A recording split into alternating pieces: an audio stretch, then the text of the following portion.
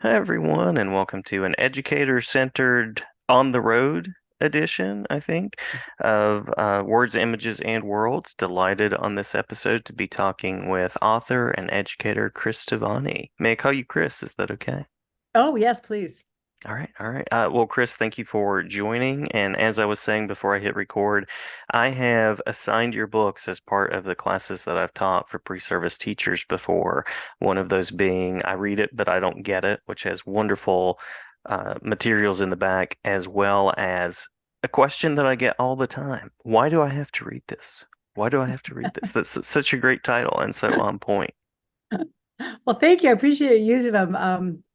All those titles either come from teachers or from students asking the question. So, no, Very it's true it's to life. a reality. Yeah. Yeah. So you're a person who centers your work around reading and educating. And so by means of a very natural first question, I'm curious about what inspired you to work in education and particularly in reading education. Well, I love that question. I've been thinking about it for the last couple of days. I think I really got into education because I had such an awful experience Mm-hmm. and was labeled as, a struggling reader and, don't even bother applying to high school or to college. You'd be lucky to graduate high school. And I think that one of my most favorite things to do as a teacher is to help kids rethink and help colleagues rethink labels that we give kids. Hmm. Because I knew I was smarter than what people were telling me. I just, I could decode everything. I could read really fast. Problem is, if it was boring, I just would think about something else, and so I didn't do very well on quizzes and tests and remember, class discussion. So I think what inspired me was that idea that okay, if I just think about what I needed, maybe I could help other people in the same boat. Yeah, I love that. Love that. And I didn't always have the best school experience either, so it's kind of interesting to be on the other side of that and be an educator now and try to make a better experience for other people. Um, so there's a lot there that I resonate with. You also work with a group of students, a particular age group that is very near and dear to my heart, and that's this strange thing that I'm pretty sure is an American invention called adolescence. So I'm curious, um, what teachers, in your view, should keep in mind for the older reader, the middle grades reader or beyond? I went back this year and have been teaching seventh and eighth graders on Tuesdays and Thursdays when I'm in town at a middle school in Denver. Nice, Um, nice. Pretty impacted, and yeah, it was good. It was good to get back into a classroom and work with kids. And teaching has always been hard, but I think since COVID, it's harder. It's like a different hard.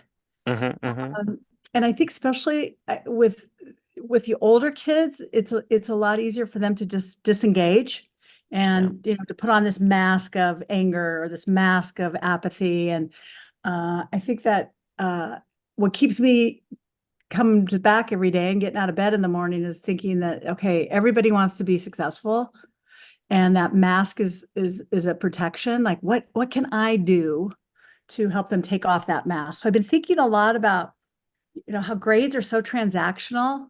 Hmm. Sarah Zerwin's got this great book on grading, and now it's slipping my mind. What's the point or pointless, Yeah. pointless, pointless. Hmm. It's Hmm. a great book on grading, and this idea of like, okay, taking away that idea of okay, do this because you're going to get a grade, versus saying, okay, how can I help you? What do you need? Whether it's helping a seventh grader decode multisyllabic word or helping them have a strategy to make sense of a chunk of reading that they're doing. And that, I think just keep it in the back of my mind, like, okay, what do they need? What do you need to get unstuck versus, okay, you got to do this for the grade. I, I think that's given me so much mileage. Yeah. Yeah. And I struggle with grading sometimes too, and I have students that are like, "Is this a grade? How much is this? How much is this worth?" I'm going, let's just read and write and get better and give it your best effort and let's grow together. So I appreciate that as well. I also appreciate that you are currently practicing in education while writing about it. That is huge, and I want to emphasize that point as well. Thank you. Yeah, it just helps me, because I think it's so easy when you're not in the classroom to just say, things like, okay, you read a really good learning target. Well, Hmm. you got to do more than that, right? It's Yeah. just, I think there has to be lots of reasons for kids to read and write, whether it's, finding a compelling topic or really cool book, or, teaching them a skill that they need to know, that they want to know. So yeah, and I just, when I'm not with kids, I forget that stuff. Hmm. Hmm. Absolutely. Um, so with that in mind, can you tell us about a time that you've been working with a reader and you've seen just a wonderful positive change, even with some challenges? I think that there's a couple that come to mind, and both were kids who were English language learners, Hmm. and they would just like, the first week of school. I'm thinking of both of them. I had them in the same English class. They were kind of scary the first day of class, and first week actually, because they just had this like demeanor of, you leave me alone and I'll leave you alone. Hmm. And it was totally to keep people away, to hide that they were struggling readers and writers. And I think about third quarter, we were reading The Great Gatsby, and these two guys came in the room arguing about who really killed Myrtle.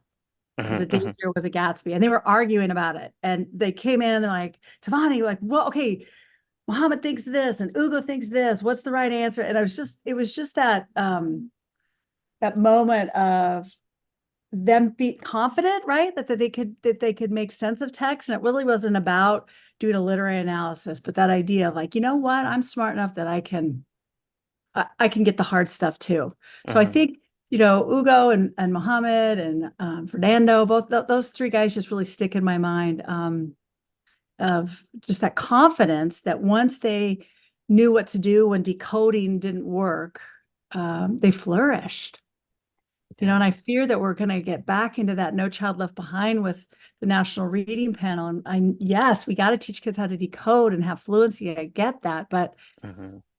are we gonna have a whole nother batch of kids who can decode with fluency who have no idea what they've read? It's just kind of weird how that, after being in the classroom almost 40 years now, how it's coming back full circle Yeah. to, the same issue. We've got to teach them both comprehension and be able to decode.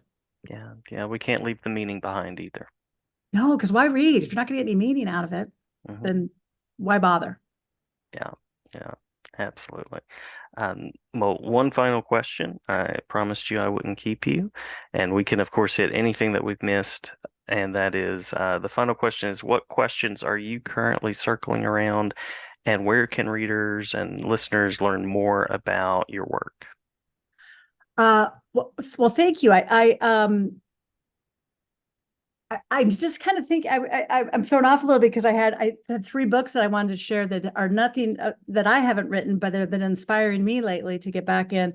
Ah, Um, okay. Hmm. and for I think for new teachers, but also seasoned teachers, is Regie Routman's The Heart Centered Teacher. I just think that book, you can pick up any part of that book and be inspired by Hmm. it. A brand new one that I just got and I've just started reading it by Lindsay Birkins and Frankie Siberson. I have to look at the title, Classroom Design for Student Agency, and that's for teachers who are working with elementary kids. Hmm. Beautiful book, beautiful book. And if like figure out how to make your room work really well, and help kids make choices so they feel like they have that agency. And then the last one was Inspiring Lifelong Readers by Jennifer McCarthy Plucker. And I think helping those kids that think it's too late, or even helping our colleagues who think it's too late to help kids. That book has got Hmm. a lot of great ideas. And so those are three that have recently read and am currently reading that are inspiring me and helping me to, get out of bed in the morning and work with these middle schoolers. Absolutely, absolutely. It's I taught eighth grade for 8 years. I'm currently teaching high school. I've done some college work. And it is there are those days where it's like, okay, let's go try this again and try a new way. So I appreciate that about your work and appreciate the tools that you share with educators. Jason, thank you so much. I appreciate it. And thank you for listening, everybody out there.